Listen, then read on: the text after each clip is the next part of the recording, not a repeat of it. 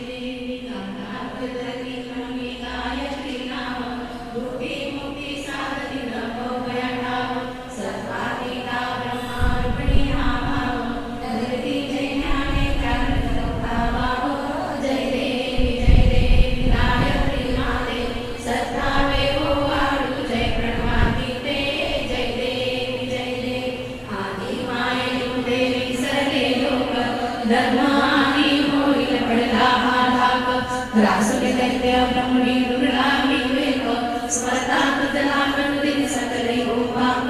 जय देवी गायत्री माते सद्भावे हो वाळू जय प्रणवाती ते जय देवी